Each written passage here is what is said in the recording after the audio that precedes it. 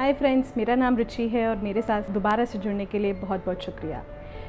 ये समय मार्च, अप्रैल, मई का जो समय होता है उसमें जनरली बहुत सारे एग्ज़ाम्स होते हैं। बच्चों के एग्ज़ाम्स होते हैं, कॉम्पिटिटिव एग्ज़ाम्स होते हैं और ऐसे बहुत सारे सिचुएशन से हमारी यंग जनरेशन गुज़रती है जहाँ पे उनके साथ बहुत सारी ऐसी फीलिंग्स जुड़ जाती हैं जो पेरेंट्स जिससे डील करते हैं, जिससे वो बच्चे खुद डील करते हैं।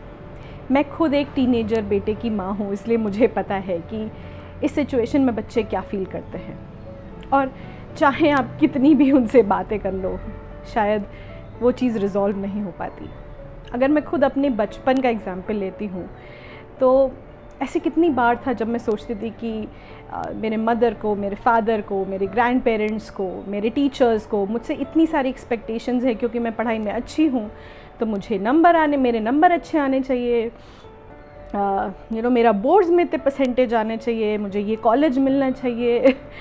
बट सीरियसली अगर आप एक्सपेक्टेशन वर्ड्स को सोचते हैं तो आपको ऐसा लगता है पूरी दुनिया भर का बोझ आपके ऊपर है।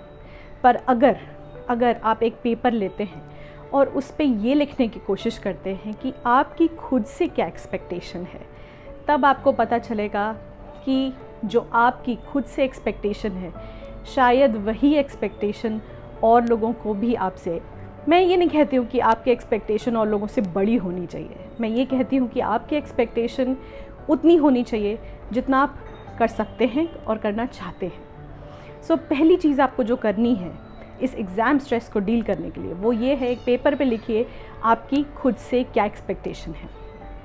दूसरी चीज़ जो आपको असेस करनी है अपने बारे में वो ये है कि आपकी तैयारी कितनी है। कई लोग इस बात पे फोकस करते हैं कि मैं सारा कोर्स कर लूँ, सारा सिलेबस कर लूँ, सारे सब्जेक्ट्स कर लूँ, पर मेरी स्ट्रैटेजी ये रही है हमेशा कि आप जितना जानते हो उतना आप अच्छे से करिए। अगर आप 40% आपका सिलेबस तैयार है, आप 40% को आप उसमें माहिर हो जाइए बिल्कुल। तो दूसरी चीज़ जो आपको लिखनी है कि आपको अपनी तैयारी पे कॉन्फिडेंस कितना है, कितने पोर्शन पे आपको पूरी तरीके से एक्सपर्टीज़ हासिल है। अगर आपके पास समय कम है और अगर आप सब कुछ करना चाहते हैं तो वो पॉसिबल नहीं हो पाए शायद।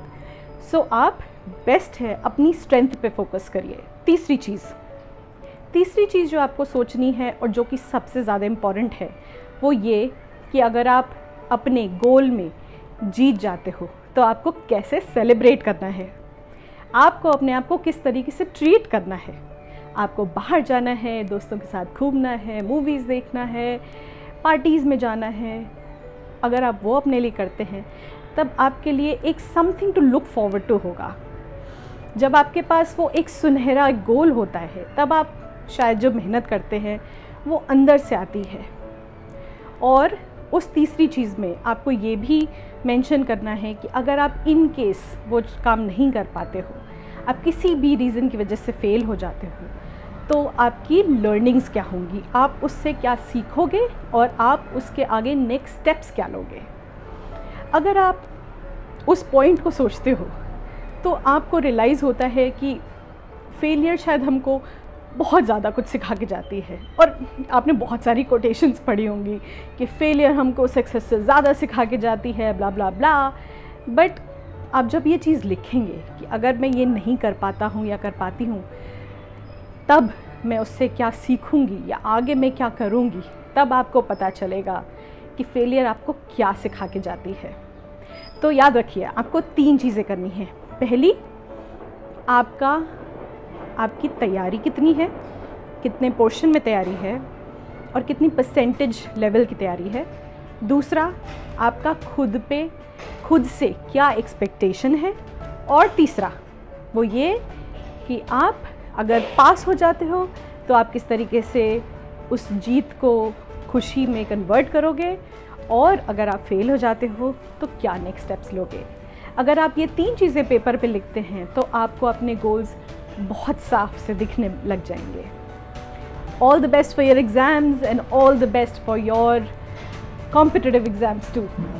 दिस इज़ रुचि और मैं एक बार दोबारा से कहूँगी कि आप किसी भी मुश्किल समय में हैं, आप अपनी लाइफ के सोल्यूशन, आप उस प्रॉब्लम का सोल्यूशन निकाल सकते हैं।